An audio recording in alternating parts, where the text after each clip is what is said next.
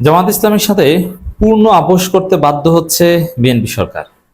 হ্যাঁ, এতদিন লাস্ট 2 দফায় আপোষের কথা শুনেছেন। একটা ছিল ইউনূসের আমলে, সেটা মৌলিক কিছু বিষয়ের উপর কিছু আপোষ ছিল। সে আপোষ থেকে বিএনপি সাময়িক সময়ের জন্য একটু দূরে সরেও গিয়েছিল। আবার জাতীয় সংসদের প্রথম অধিবেশনের শেষের দিনের আগে আরেকটা আপোষ জামাতের সাথে হয়েছে। সেখানেও আংশিক, যে না, আমরা বিরোধী দল বিরোধিতা করব, আমাদের মধ্যে কিছু একতলাপও থাকবে, কিন্তু কিছু কিছু বিষয়ের উপর আমরা আসলে এক থাকবো। এটা আংশিক আপোষ ছিল। আর সরকারি দল বিরোধী দল তারা তো আর একজোট না, তাদের মধ্যে কখনো পূর্ণ আপোষ হয় না, আংশিক আপোষই হয়। যেমন বিএনপি জামাত যখন জোট ছিল তখনকার সময় তাদের যে দৃষ্টিভঙ্গি, তাদের যে চিন্তা দর্শন, ফরেন পলিসি, ভারত বাংলাদেশ সম্পর্ক, বাংলাদেশ চীন সম্পর্ক, বাংলাদেশ যুক্তরাষ্ট্র সম্পর্ক, বাংলাদেশ পাকিস্তান সম্পর্ক, এই বিষয়ে তখনকার সময় বিএনপির এবং জামাতের যে আকীদা এক অভিন্ন ছিল। এখনকার বিএনপি এবং জামাতের আকীদা এইসব বিষয়ে এক অভিন্ন হওয়ার কথা নয়। আরো নানান বিষয়, যেমন আওয়ামী লীগকে জামাত কিভাবে দেখে, বিএনপি কিভাবে দেখে, এগুলো এক অভিন্ন ছিল, কারণ তার জোট ছিল। জাতীয় পার্টিকে জামাত কিভাবে দেখে, বিএনপি কিভাবে দেখে, এগুলো এক অভিন্ন ছিল। হ্যাঁ, তারপরও তারা আলাদা দল, এটা এটা এটা রাজনীতির আলোচ্য বিষয় না, এটা একদম দলের ইন্টারনাল বিষয়। জামাত একটা ধর্মভিত্তিক ইসলামী দল, আর বিএনপি একটা জাতীয়তাবাদী দল, এটা আলাদা বিষয়। কিন্তু সরকার, ফরেন পলিসি, রাজনীতির মৌলিক বিষয়ে জোট ছিল, মানে এক ও অভিন্ন ছিল। 1971 প্রশ্নে জামাতের আকীদা আর বিএনপির আকীদা সম্পূর্ণ এক।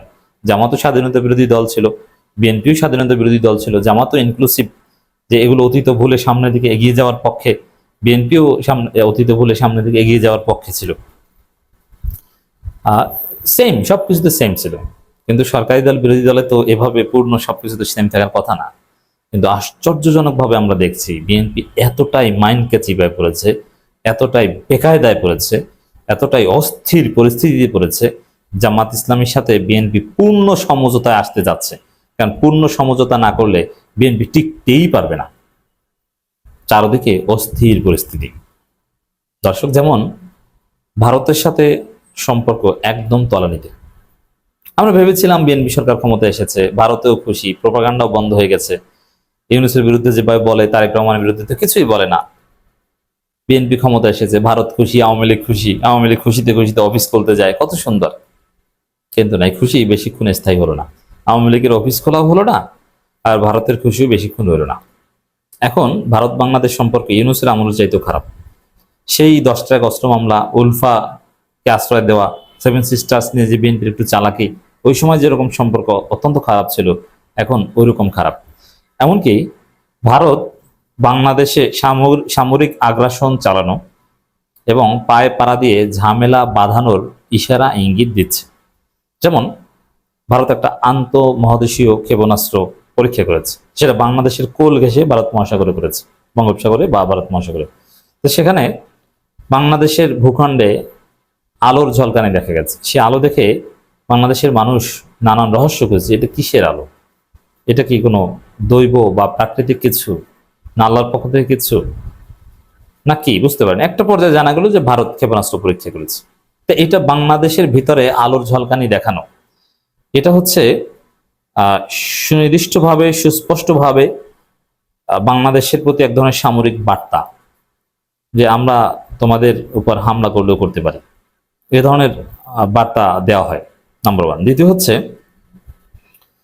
যুক্তরাষ্ট্রের সাথে বাণিজ্য চুক্তি নিয়ে মাইনকে চিপায় পড়েছে। এটা জনগণ যেভাবে জেনে গেছে, এবং এই চুক্তি মানতেও বিএনপির কষ্ট হচ্ছে, আবার না মানার উপায় নেই, সবকিছুর গোমর ফাঁস হয়ে গেছে। তাতে বিরোধী দল যদি সামান্য বিরোধিতা করে, জামাত যদি সামান্য বিরোধিতা করে, সামান্য, ওইটা সামাল দেওয়ার মতো কোনো সক্ষমতা বিএনপি সরকারের নেই। বিএনপি সরকার এখন একদম অসহায়, নিরুপায় হয়ে গেছে। যেমন জামাত যদি একটু বিএনপির হাত ছেড়ে দেয়, তাহলে বিএনপি শেষ। ভারত যেভাবে বিএনপি সরকারকে, বাংলাদেশকে এখন চেপে ধরছে, যেমন বর্ডারে, পশ্চিমবঙ্গের সাথে বর্ডারে যেভাবে পশ্চিমবঙ্গের সাথে বর্ডারে যেভাবে তারা অতি দ্রুত কাঁটাতারে বেড়া নির্মাণের কথা বলছে, এটা পায়ে পড়ে ঝামেলা বাঁধানো, এবং আরো যেসব অস্থির পরিস্থিতি, এবং শুভেন্দু যেভাবে হুমকি ধমকি দিয়েছিল বা এখনো যে পরিকল্পনা করছে, অ্যাজ ইফ যে আওয়ামী লীগের সাথে মিলে বাংলাদেশে হামলা করে, সামরিক হামলা করে হাসিনাকে রিপেট্রিয়েট করে দিবে, এরকম একটা প্ল্যান। এই পরিস্থিতিতে জামাত যদি সামান্য সময়ের জন্য বিএনপির হাত ছেড়ে দেয়, বিএনপি একদম পড়ে যাবে। যুক্তরাষ্ট্রের সাথে চুক্তি নিয়ে যে বেকায়দায় পড়েছে এবং পরিস্থিতির শিকার হয়ে বাধ্য হয়ে যেভাবে বিএনপি সরকার নাটকীয়ভাবে চীনমুখী হচ্ছে, এই পরিস্থিতিতে জামাত যদি সামান্য সময়ের জন্য বিএনপির হাত ছেড়ে দেয়, বিএনপি একদম অতল গহ্বরে তলিয়ে যাবে, টিকবে না। এবং পাকিস্তানের স্বরাষ্ট্রমন্ত্রী বাংলাদেশে আসছেন এবং দেশের অর্থনীতির যে অবস্থা, রেমিটেন্সের যে অবস্থা, ব্যবসা বাণিজ্যের অবস্থা ভালো না। বিএনপি ক্ষমতা এসেছে, একটা পয়সা এখন পর্যন্ত ইনকাম করতে পারো না, অথচ শুধু টাকা নষ্ট করেছে ফ্যামিলি কার্ডের মতো ফালতু প্রজেক্টের নামে। কর্মসংস্থানের কোনো খবর নাই। মানে চারদিকে যে অস্থির পরিস্থিতি, এতে বিরোধী দল যদি একটু হেল্প না করে, বিএনপিকে যদি বেকায়দায় ফেলতে চায়, ল্যাং মেরে মুহূর্তের মধ্যে ফেলে দিতে পারে। এটা বিএনপি উপলব্ধি করেছে যে এখন যে পরিস্থিতি, এতে বাঁচার উপায় একদিকে ভারত, যুক্তরাষ্ট্র এদের দালালি ছেড়ে চীনমুখী হতে হবে, আর দেশের ভিতরে জামাতকে সাথে লাগবেই। এই জন্য বিএনপির ভিতরে নির্দেশনা চলে এসেছে যে জামাতকে রাজাকার বলা, অমুক তমুক বাবা, এগুলো বাদ দাও, এগুলো বলা যাবে না, জামাতের সাথে মিলে মিশে এখন কাজ করতে হবে, নইলে দেশের অবস্থা খারাপ হয়ে যাবে। আর জামাতও ফিল করছে যে ভারত যদি আগ্রাসন চালায়, তাহলে ওই যে আমরা যেটা বলেছি যে আওয়ামী লীগ ফিরে এসে বিএনপি জামাত উভয়কে এক দড়িতে বেঁধে পিটাবে এবং এক দড়িতে ফাঁসি দিবে। আওয়ামী লীগ যদি এই ভারতের যে একটা সামরিক আগ্রাসনের সূক্ষ্ম পরিকল্পনা, যদি এত সহজ নয়, এরকম হয়তো বা শুভেন্দুদের মতো উগ্রবাদীদের মাথার মধ্যে আছে, যদি এরকম কোনো ঘটনা ঘটায় বাংলাদেশে, আওয়ামী লীগকে যদি রিপিট করে দিতে পারে, সেটা সেই সিসির মতো কোনো শাসনের মধ্য দিয়ে হোক আর সরাসরি অন্য কোনো ভাবে হোক, যদি এরকম কিছু ঘটে, তাহলে আই রিপিট, ইউনূস সরকারের লোকজন, এনসিপি, জামাত, বিএনপি এদেরকে এক দড়িতে ফাঁসি দিবে, এটা জামাত জানে। যার ফলে জামাতও বিএনপিকে কোঅপারেট করছে এবং বিএনপিও জামাতের হাতে পায়ে ধরছে, প্লিজ ভাই আমাদেরকে বাঁচান, আমরা এই রাজাকার খেলা এগুলো পরে খেলি, আমরা এখন একসাথে বাঁচি। এই জন্য পূর্ণ আপোষ করতে বাধ্য হচ্ছে। এরই অংশ হিসাবে মেজর হাফিজের মাধ্যমে জামাত এটা সুযোগে আসল জিনিস আদায় করে নিচ্ছে এবং বিএনপিও দিয়ে দিচ্ছে। মেজর হাফিজ মাননীয় স্পিকার এবং বিএনপি নেতা, তিনি বলেছেন, দেখেন ৭১ বিরোধী জামাত আর এখনকার জামাত এক নয়। আপনি কি মনে করেন যে মেজর হাফিজ তো অতীতে জামাতের বিরুদ্ধে অনেক বলেছে? মেজর হাফিজ কিন্তু জামাতকে দেখতেই পারতো না, রাজাকার, স্বাধীনতার বিরুদ্ধে এগুলো বলে গালি দিত। সব বক্তব্য আমাদের কাছে রেকর্ড আছে, মজুদ আছে। সে মেজর হাফিজ এখন বলছেন ৭১ বিরোধী জামাত আর এখনকার জামাত এক নয়।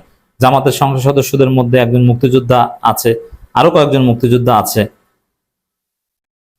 এইসব কথাবার্তা বলছেন। এর মানে জামাতকে নর্মালাইজ করছেন। জামাত মানে এই যে কথা যে ৭১ জামাতের এই জামাত এক নয়, জামাতের লড়াই তো এই জায়গায় যে হ্যাঁ এইটাই তারা প্রতিষ্ঠিত করতে চায়। এই সার্টিফিকেট বিএনপি দিয়ে দিল কেন? কি মনে করেন এমনি এমনি দিয়ে দিল? এবং প্রচন্ড জামাত বিরোধী মেজর হাফিজ, ভারতপন্থী মেজর হাফিজ জামাতকে এত সুন্দর সার্টিফিকেট দিয়ে দিবে? একজন বীর মুক্তিযোদ্ধা খেতাবপ্রাপ্ত তিনি জামাতকে ভাবে নর্মালাইজ করে দিবেন ফজু পাগলাদের মুখে চপেটাঘাত করে? এটা তো সোজা না। এটা হচ্ছে ওই যে বিএনপির সাথে আপোষ করতে বাধ্য হচ্ছে, জামাতের সাথে তার অংশ হিসেবে এই কথা বলতে বাধ্য হয়েছে, জামাত এটা আদায় করে নিয়েছে।